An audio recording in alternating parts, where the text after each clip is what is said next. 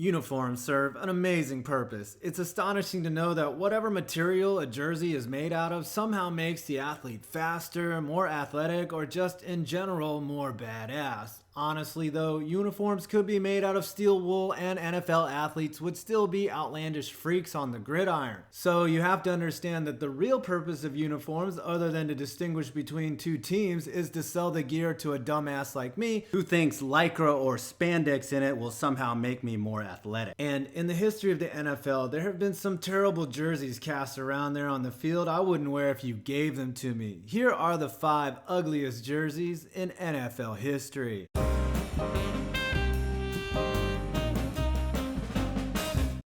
Okay, which uniforms are we gonna roast first?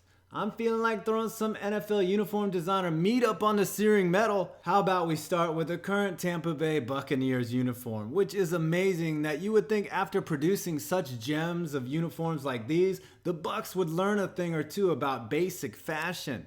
I don't understand the clock radio digital numbers on front. It makes me think it's some subtle reminder for the team to wake up and not suck for the last decade.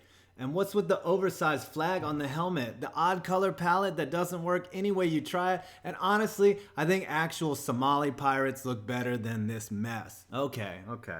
Let's go on to some recent history, as this next one might rustle a few jimmies. Just what is happening here? It looks like either these Ravens grabbed the wrong top or the wrong bottom on the way out of the dressing room. Either that or these guys were dipped upside down into a vat full of grape juice. I can't even tell. I get that you want to be purple and gold, but you gotta know gold only works as an accent. You never go full gold, Baltimore. Never. The only thing worse than full gold is full mustard, and that's what the Jaguars did with their color rush uniforms. I mean, I'd almost rather play in a male romper than charge out of the locker room wearing this abomination. And you know there's only been one thing uglier than these unis. Blake Bortles attempting a pass.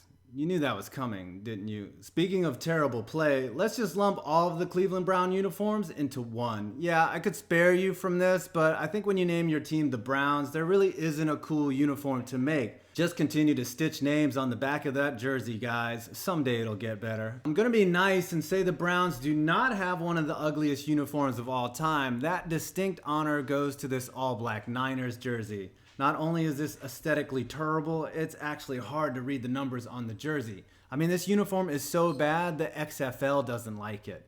Quick honorable mention, this Eagles throwback that looks like a kinetic advertisement for the Audubon Society. And lastly, you knew this would be my ugliest, didn't you? The Pittsburgh Steelers jailbreak throwback outfits. I'm not sure what the look is here, giant animated bumblebee or 1920s convict. I like the latter, considering if you hang out with Le'Veon or Martavius, you might need a get out of jail free card. Also, you might need a bunch of Cheetos as well. Hanging out with those two, you know they don't mess with nothing but the koosh. And that's what you need to actually start thinking these uniforms are cool, man. I know you've got some way worse uniforms, but I had to go with only 5. If you like this video, please leave a like. If you really like me, please subscribe. I'm 5 Points Vids, and you made it to the end of this video.